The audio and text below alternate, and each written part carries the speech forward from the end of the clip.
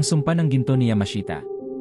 Sa makakapal na kagubatan ng Pilipinas, isang grupo ng mga magkakakilalang naglakbay na nagsimula ng isang paglalakbay na magiging kanilang pinakamasamang bangungot.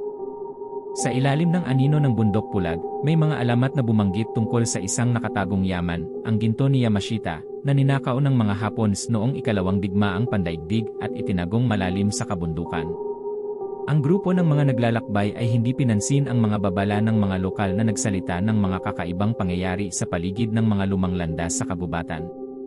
Ang grupo ay binubuo ng 4 na kaibigan, sina Ben, Rina, Marco, at Luisa. Narinig nila ang mga kwento tungkol sa ginto at itinuring na mga alamat lamang ito, ngunit hindi nila kayang pigilan ang tukso ng kayamanang naghihintay. Armado ng mapa at tapang, sila ay naglakbay patungo sa mas malalim na bahagi ng kagubatan. Sa loob ng ilang araw, ang matinding init at makakapal na halaman ay nagbigay ng matinding pagsubok sa kanilang tibay. Ngunit isang gabi, habang nagpapahinga sila sa tabi ng isang sinaunang ilog, napansin ni Marco ang isang kakaibang simbolo na nakaukit sa mga bato, kalahating natatakpan ng lumot at panahon. Isang imahe ng ahas na kinakain ang sariling buntot, isang babala na madalas ikwento ng mga lokal. Ngunit huli na ang lahat. Sila ay lumihis na sa kanilang daraanan. Kinabukasan, ang kanilang paglalakbay ay nagdala sa kanila sa isang kuweba na natagpuan sa likod ng isang talon. Sa likod ng dumadaloy na tubig, isang madilim at makitid na pasilyo ang nag-anyaya sa kanila. Walang pag-aalinlangan, pumasok sila, ang mga flashlight nila ang nagbigay liwanag sa madilim na daanan. Habang sila'y lumalalim, lalong naging malamig ang hangin at ang amoy ng pagkabulok ay pumailang lang sa kanilang mga ilong.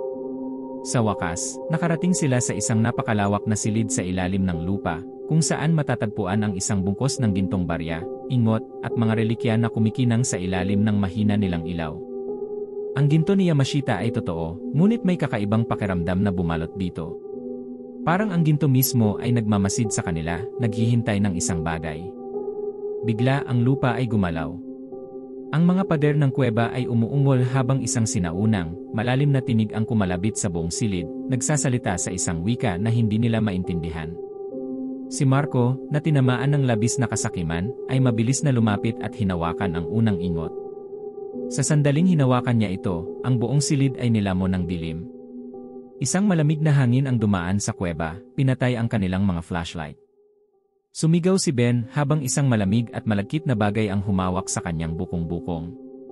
Ang iba ay nagsaliksik, ngunit ang kanilang mga mata ay tanging mga anino na lamang ang nakikita. At sa kanila narinig ang hindi maipaliwanag na tunog ng mga kadena na gumagapang sa bato, sinundan ng mababang yaw ng isang bagay na sobra ang laki upang maging tao. Ang sahig sa ilalim nila ay nagsimulang magbago, revealing na ang mga nilalang ay unti-unting umahon mula sa lupa. Sila ay mga mandirigma na dati nagbabantay sa yaman, ngunit ang kanilang kasakiman ay nagbago sa kanila upang maging mga halimaw na nagkabulok. Isa-isa, nilapitan nila ang grupo. Si Marco, na hawak pa rin ang isang ingot ng ginto, ay sumigaw ng isang kalansay na kamay ang pumasok sa kanyang dibdib. Sinubukan tumakas si Luisa, ngunit ang isang nilalang na may mga mata na kawalan ng buhay ay nilapitan siya, ang mga pangil nito ay sumabog sa kanyang leeg. Si Rina ay nakataka sa umpisa, ngunit habang tumatakbo, nadulas siya sa madulas na bato at nahulog sa isang malalim na hukay, hindi na muling nakita. Si Ben ay naiwan mag-isa sa silid, ang kanyang isip ay puno ng takot.